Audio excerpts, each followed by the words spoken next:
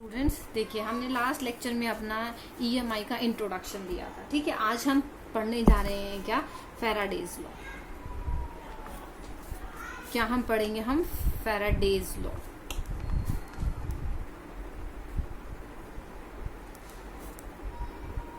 ठीक है, फैराडे ने दो लॉज दिए थे जो हमने कल जिसके बारे में डिस्कस किया था। ठीक है, उससे रिलेट करके फैराडे ने दो लॉज हमें बताए थे जो हमें स्टडी करने। ठीक है, तो फर्स्ट लॉ तो क्या कह रहा है फैराडे का? फर्स्ट लॉ कहता है कि जब भी हमारी मैग्नेटिक फील्ड जो है क्लोज्ड सर्किट से लिंक करती है, ठीक है, कोई भी मैग्नेटिक फील्ड हमारी क्लोज्ड सर्किट से लिंक करती है, ठीक है, तो क्या होगा अगर ये मैग्नेटिक फील्ड चेंज हो रही है? ठीक है, जब भी ये मैग्नेटिक फील्ड चेंज हो रही है तो हमारे पास क्या हो रहा है? ईएमएफ प्रोड्यूस होता है या इंड्यूस होता है, क्योंकि आप उसके लिए कुछ कर नहीं रहे हैं। ईएमएफ अपने आप इंड्यूस हो रहा है by changing the magnetic field. तो क्या है, मैग्नेटिक फील्ड चेंज करने से आपका फ्लक्स इंड्यूस हो रहा है। फाइन, तो उसकी वजह से क्या बोल रहे हैं हम कि आपका फ्लक्स चेंज होगा। अगर आपकी मैग्नेटिक फील्ड चेंज कर रही है तो आप मैग्नेटिक फील्ड चेंज करेगी तो उससे क्या होगा? आपका फ्लक्स चेंज करेगा। आपका क्या होगा? फ्लक्स चेंज करेगा। ठीक है, जब तक ये फ्लक्स चेंज करता रहेगा या ये जब तक मैग्नेटिक फील्ड चेंज होता रहेगा तब तक आपका जो करंट है वो फ्लो करता रहेगा।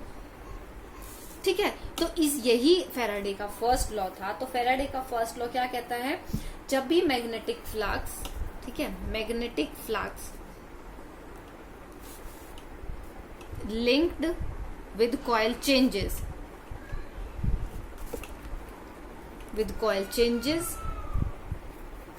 then current will flow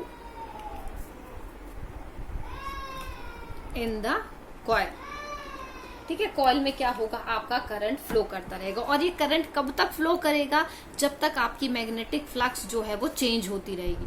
जैसे ही आपका मैग्नेटिक फ्लक्स जो है चेंज होना स्टॉप हो गया तो आपका करंट फ्लो करना जो है वो स्टॉप हो जाता है। और इसी फिनोमिनन को हम बोलते हैं क्या? इलेक्ट्रोमैग्नेटिक इंडक्शन या ईएमआई।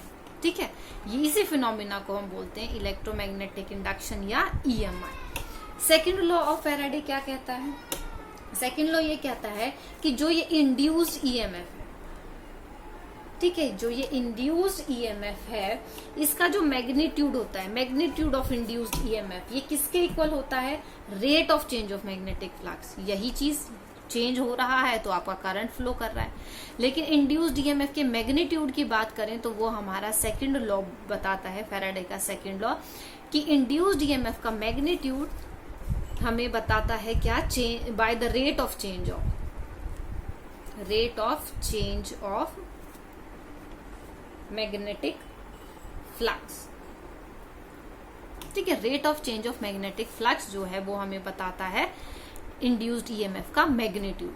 ठीक है, तो अब देखिए, अगर हमारा फ्लक्स चेंज नहीं होगा तो हमारा करंट प्रोड्यूस नहीं होगा या हमारा ईएमएफ इंड्यूस नहीं होगा। फाइन, अगर रेट ऑफ चेंज हो रहा है तो ही हमारा करंट जो है वो प्रोड्यूस होगा। रेट ऑफ चेंज मतलब कि टाइम के रिस्पेक्ट में हमारा अगर मैग्नेटिक फ्लक्स वेरी कर रहा है, ठीक है, तो हम क्या बोल सकते हैं? d∅/dt with respect to time. Change का मतलब क्या होता है? विद रिस्पेक्ट टू टाइम हम ले रहे हैं। तो मैग्नीट्यूड जो है आपका इंड्यूस्ड ईएमएफ का, ठीक है, इसको इस सिंबल से हम डिनोट कर रहे हैं इंड्यूस्ड ईएमएफ को। ठीक है, इंड्यूस्ड ईएमएफ किसके इक्वल होगा? आपका d∅/dt के इक्वल होगा। सिर्फ हम मैग्नीट्यूड की बात कर रहे हैं। फाइन, किसकी बात कर रहे हैं? हम मैग्नीट्यूड की बात कर रहे हैं। तो ये तो हमारे दो लॉ थे जो हमारे फैराडे ने दिए थे। ठीक है, अब अगर हम डायरेक्शन की बात करें, ये तो हमें पता लग गया, ये तो सिर्फ मैग्नीट्यूड की बात कर रहा है कि यहाँ से हमें मैग्नीट्यूड पता लगेगा। लेकिन अगर हम डायरेक्शन ऑफ करंट की बात करें या डायरेक्शन ऑफ ईएमएफ की बात करें, वो हमें पता लगता है किससे? लेंजेज लॉ से। किससे पता लगता है? हमें लेंजेज लॉ से पता चलता है। फाइन, तब लेंजेज लॉ क्या कहता है?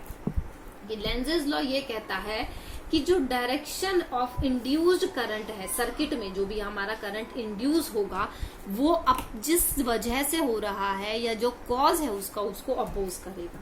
ठीक है, direction of induced EMF in the circuit will be such that it opposes the flow it opposes the cause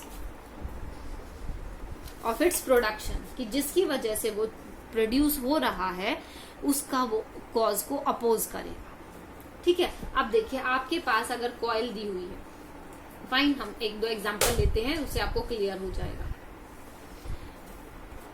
अगर आपके पास देखिए मैग्नेटिक बोल रही हूँ, एक कॉइल दी हुई है, फाइन, कॉइल है। अब आपके पास यहाँ पर एक मैग्नेट है, फाइन। अब देखो मैग्नेटिक फील्ड इस तरीके, डायरेक्शन ये है मैग्नेटिक फील्ड की, फाइन। अब देखो, अब इसमें हमें बताना है, अब ये तो हमें पता है कि अगर हम इस मैग्नेट को पास लेकर आएंगे या दूर लेकर जाएंगे तो आपकी मैग्नेटिक फील्ड लाइंस जो है वो वेरी करेंगी, जो आपका लूप है इसके रीजन में। अब आपको ये देखना है कि करंट किस डायरेक्शन में फ्लो करेगा। आपको ये तो पता है कि अगर आपकी ये मैग्नेटिक फील्ड लाइंस की जो स्ट्रेंथ है वो वेरी करेगी, या आप बोल सकते हैं इंटेंसिटी जो है वो वेरी करेगी, या फ्लक्स वेरी करे, मैग्नेटिक फ्लक्स वेरी करेगा। ठीक है, तो आपके पास इस लूप में क्या है, करंट फ्लो करेगा। अब हमें क्या निकालना है, हमें डायरेक्शन निकालना है करंट का। क्या निकालना है, हमें डायरेक्शन निकालना है। मैग्नीट्यूड तो हम निकाल लेंगे d∅dt से, ठीक है, हम निकाल लेंगे d∅dt से। डायरेक्शन हमें कैसे पता चलेगा, डायरेक्शन देखो, सबसे पहले तो आप अगर इसको पास लेकर जा रहे हैं, ठीक है, पास लेकर जा रहे हैं, अगर ये आपकी मैग्नेट जो है वो उसके पास आ रही है, moving near towards the coil, अगर if this magnet is moving near towards the coil, तो आपके पास क्या होगा, बी इंक्रीज करेगा।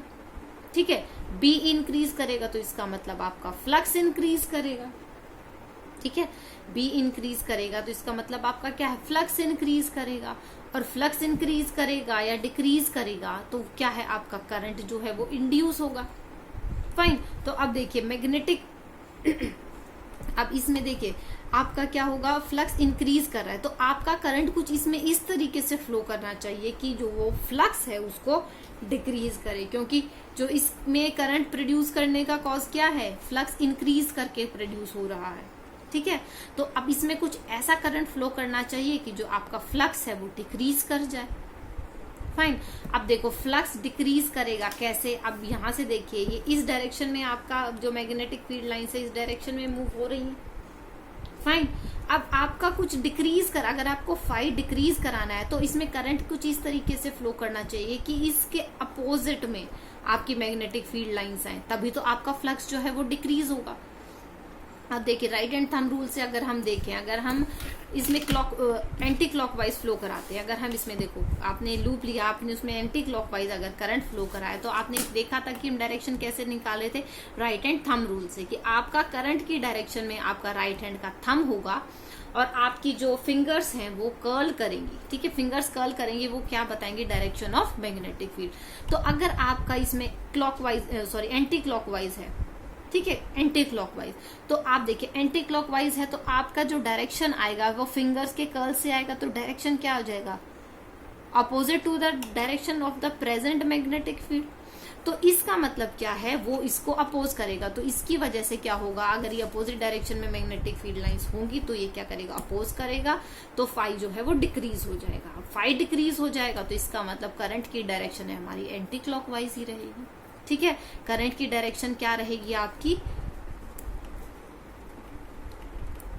एंटी क्लॉकवाइज डायरेक्शन रहेगी। ठीक है, क्या कैसी डायरेक्शन रहेगी आपकी करंट की, एंटी क्लॉकवाइज, क्योंकि एंटी क्लॉकवाइज होने से क्या होगा, आपका जो मैग्नेटिक फ्लक्स है वो डिक्रीज करेगा। फाइन, अब देखिए अगर हम इसी कॉइल में, अगर आपके पास यही कॉइल है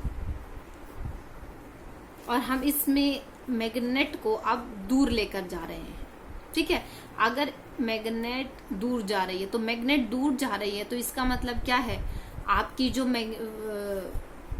बी क्या है, डिक्रीज हो रही है, दूर लेकर जाएंगे तो, और बी डिक्रीज होने की वजह से क्या है, फाई भी डिक्रीज हो रही है। ठीक है, तो अब देखिए मैग्नेटिक फील्ड लाइंस की डायरेक्शन किधर थी, इधर थी आपकी मैग्नेटिक फील्ड डायरेक्शन, है ना। अब देखिए अब आपको क्या करना है, आपको फाई को इंक्रीज कराना है। क्या कराना है आपको, फाई को इंक्रीज कराना है। अब फाई इंक्रीज कब होगा, अगर हम इसमें क्लॉकवाइज डायरेक्शन में फ्लो कराते हैं, अगर हम इसमें क्लॉकवाइज डायरेक्शन में फ्लो कराते हैं तो आपके पास क्या होगा, अंदर से देखिए, अगर आप इसमें क्लॉकवाइज डायरेक्शन में फ्लो कराए, इस साइड ही डायरेक्शन है आपकी मैग्नेटिक फील्ड की, और लूप क्या है इस तरीके से है, ठीक है। अब अगर ये लूप है इस तरीके से, अगर आप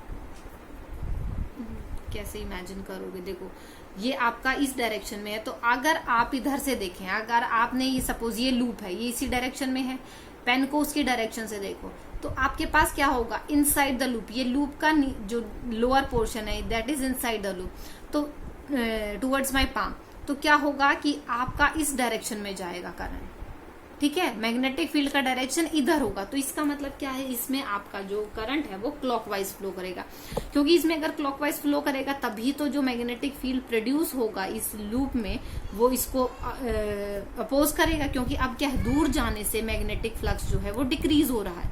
तो आपको ऐसा करना है कि जो करंट की डायरेक्शन कुछ ऐसी बनानी है, क्लॉकवाइज या एंटी क्लॉकवाइज, कि जिससे इसमें एडिशन हो मैग्नेटिक फ्लक्स का, ठीक है। और मैग्नेटिक फ्लक्स का एडिशन कब होगा, जब ये आपकी क्लॉकवाइज डायरेक्शन में होगी, तो जो आपका करंट इंड्यूस होगा तो उसकी डायरेक्शन क्या होगी, आपकी क्लॉकवाइज डायरेक्शन होगी। कैसी डायरेक्शन होगी, आपकी क्लॉकवाइज डायरेक्शन होगी, ठीक है।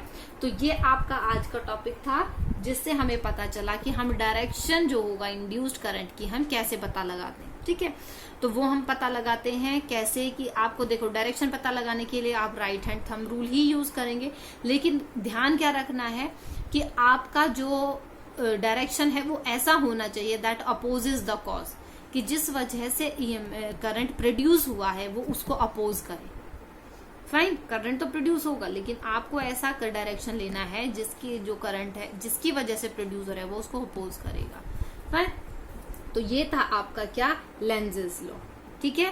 Thank you students, that's all for today. आज का बहुत छोटा सा टॉपिक था।